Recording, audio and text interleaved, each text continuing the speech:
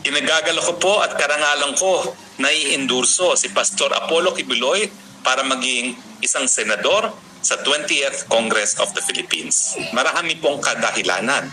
Unang-una, nabalitaan nyo naman na impeachment ni BP Sara ay sisimulan na matapos ang SONA. Importante po na si Pastor Kibuloy ay isa dun sa 24 na uupong mahistrado laban dun sa impeachment complaint na hinaan nila kay BP Sara.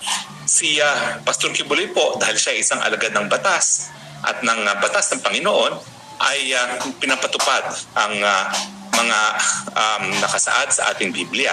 Kasama na po dyan yung bawal magsinungaling, bawal magnakaw, bawal pumatay, no? At yung kanyang obligasyon ng mga Kristiyano na dapat bigyan ng pagkain na nagugutom, namit ang mga nakahulaban kay BP Sara, dahil nga po siya ay isang alagad ng ating Panginoon, no? At ako po ay naniniwala na yung kanyang paninindigan na dati pang sumusuporta sa mga Duterte ay isang pahiwatig na naniniwala siya sa mabuting liderato sa ating bayan. Nakita niyo naman po ang diferensya ng Duterte at ng Marcos. Dati-dati po, pinaka-promising tayong economy sa buong mundo, ang sabi ng mga rating agencies. Ngayon, ang sinasabi, talagang napaka-disappointing daw ng ating ekonomiya. Bukod pa po dyan, pinakapangit ang airport natin, delikado tayo sa mga turista, samantalang panahon ng Duterte, meron pong kapayapaan sa ating mga komunidad, no? At siyempre, pinakamiserable ang quality of life dito sa ating bayan. Gumising na po tayo, no? Kinakailangan natin ng mga nagmamahal sa bayan, nagmamahal sa Panginoon para nga po magkaroon ng solusyon dito sa ating mga problema.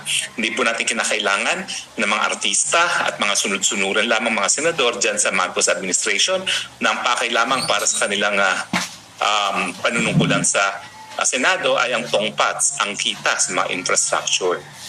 Naniniwala nga po ako na kung magiging senador itong si Pastor Apollo Kibuloy, hindi po yan kukuha ng kahit anong tongpat sa infrastructure project at tuluyan niyang ibibigay ang lahat ng pondo na nakalaan sa mga proyekto doon sa proyekto mismo na sa ganon maging mas maganda at mas maayos sa mga infrastruktura na kanyang isusulong bilang isang senador. Importante po na talagang suportahan natin si Pastor Kibuloy dahil alam natin, gaya ko, ina-appearance si Pastor Kibuloy dahil sa paninindigan para sa Duterte administration. Hindi po kami sumusuporta sa personalidad lamang. Sumusuporta kami sa mabuting liderato ng mga Duterte. So hindi po ito Marcos versus Duterte, ito po ay good versus evil. Naniwala kami na yung pagiging bangag ng presidente, yung pagiging kurakot niya at saka ang kanyang angkan at yung walang direksyon na liderato ay mga dahilan kung bakit dapat nga matapos na ang liderato nitong bangag ng Marcos administration. Huwag niyo pong kakalimutan, ini-endorso ko rin yung isang party list na gabay, 139 sa balota. Bakit po ako nag-endorso? No, ako po ay membro ng 70th Congress, ako po ang pangunahing autor ng Universal Healthcare. Yung Universal Healthcare, yan po hinain ko dahil nga dun sa karanasan ko na yung aking nanay namatay na walang isang kusing dahil 4 na beses siya kada linggo na nagda-dialysis. At kahit ganong karami kanyang naipon, sa loob ng 7 taon, siyempre naubos ang kanyang naipon. Ngayon po, ayon sa ating batas na Universal Healthcare Law, libre na po ang dialysis ng lahat ng Pilipino hanggang 4 na beses kada buwan. Yan po inaalay ko sa alaala ng aking ina. Ang nais po natin mangyari, wala na po Pilipinong mamamatay dahil lamang sa kahirapan. Kaya nga po, sinabi natin doon sa batas na ang pagpupondo ng ating PhilHealth na magpapatupad ng Universal Healthcare ay hindi lamang doon sa pamamagitan ng mga premiums. Kasi ang PhilHealth po, ang Universal Healthcare, hindi po yan insurance. Alam natin na hindi sapat ang benepisyo na maibibigay kapag ang aasahan ng pondo ay yung premiums. Kaya nga po, tinutustusan ng pera galing sa gobyerno. Saan po nang gagaling? Ang pera na galing sa gobyerno, yung pantao ng budget po ng PhilHealth at saka ng Department of Health, yung kita sa sin taxes, yung pinapataw na buwis sa alcohol at sa sigarilyo, at siyempre po yung kita ng PAGCOR at saka ng PCSO.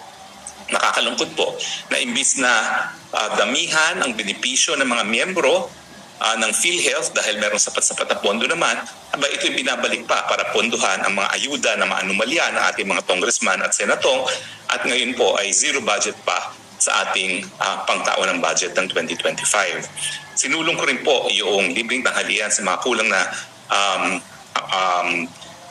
timbang ng mga kabataan dahil naniniwala po ako dahil pag-asa ng bayan ng mga kabataan kinakailangan sapat ang nutrisyon nila nang sa ganun ay maging mabuti kanilang pag-aaral.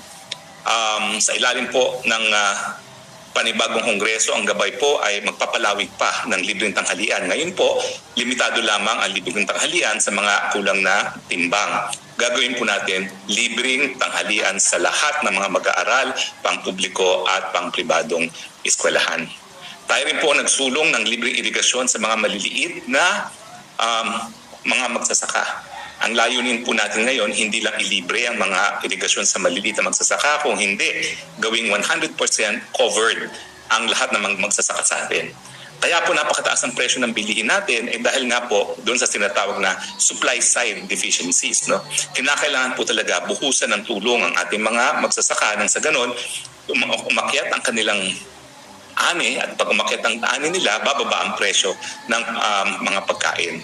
So dapat po, yung libreng irigasyon hindi lamang sa kalahati ng mga magsasaka dahil kalahati pa lang po ang merong irigasyon, kundi kinakailangan maging 100% ng ating lahat ng mga sinasakang lupain ay merong irigasyon. Bukod pa po dyan, tayo rin po ang nagsulong nung libreng wifi na hanggang ngayon hindi pa napapatupad ng tama ng gobyerno. So sa pamamagitan po ng Gabay Party List, babambuhin natin ang mga tao sa DICT at lahat ng mga ahensya na matapos ang halos 6 na taon na naisabatas ko yung libreng wifi, hindi pa rin po nagkakaroon ng katuparan yan. Yan po ilang laman sa ating mga ninanais. Pero marami pa po tayong isusulong dahil nung ako po'y lumipat para maging tagapagsalita ng Pangulo, marami akong naiwan ng mga panukalang batas. Nandyan po yung pagbibigay ng danyos perwisyo sa lahat ng biktima ng paglabag ng karapatang pantao.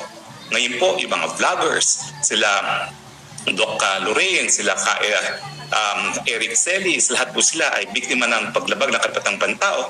Kinakailangan po mabigyan sila ng danyos dun sa ginawa sa kanila ng gobyerno. Kinakailangan din magkaroon tayo ng isang whistleblower law, yung nagbibigay proteksyon sa mga magsusumbong ng katiwalian sa gobyerno. Dahil alam po natin na kapag wala pong proteksyon na binibigay sa mga whistleblowers, natatakot po sila para lumantad at sabihin ang mga kababalaghan na alam nila sa gobyerno. Kinakailangan po natin yung mga whistleblower, lalo sa administrasyon ng Marcos, ay manindigan sa pamamagitan ng pagbibigay ng kanilang testimonya, no, na nagpapatunay sa kababalaghan na ginagawa ng mga taong gobyerno. Ang papel po ng mambabatas ay humanap ng solusyon sa problema.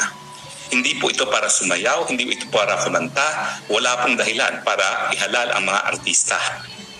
Siguro na lang kung meron silang track record na manilbihin sa taong bayan, pero wala naman po ako nakikita ng artista na may ganyang pakay. Importante po na maintindihan ninyo na ang mambabatas ay importante dahil nasa kamay nila ang pagbubuo ng pulisiya para magkaroon ng solusyon sa ating problema. At ang solusyon natin ay naroriyan pa rin ang patuloy na pagtaas ng presyo ng bilihin. Ang solusyon ko dyan ay buhusan ng tulong ang sektor ng agrikultura na mapababa ang presyo ng pagkain. Unang-una yan. Pangalawa, magkaroon ng malawakang programa para ang mga sasakyan ay gawing electric dahil napakataas ng ating konsumo sa gasolina na wala naman tayong gasolina.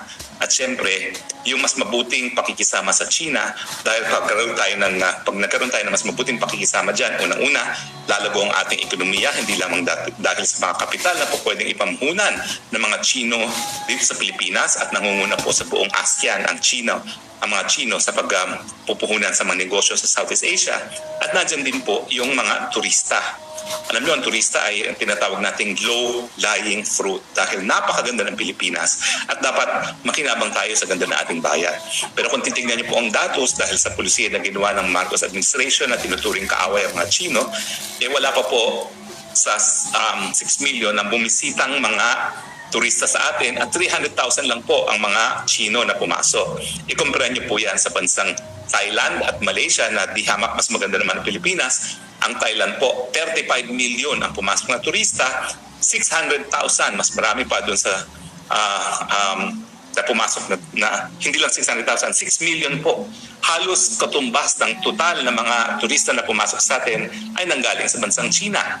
Hindi po lumalayo ang datos pagdating sa Malaysia, ganyan din po. Ang Malaysia ay 33 million. Mantakin nyo, kung yung ating 5 million na mga turista ay magiging 30 million dahil di hamak na mas maganda naman nating bayan, mas marami pong hanap buhay at kita ang kikitain ng ating mga kababayan dahil nga po sa ganda ng Pilipinas at sa pagiging mapagkaibigan ng Pilipino bilang isang lahi.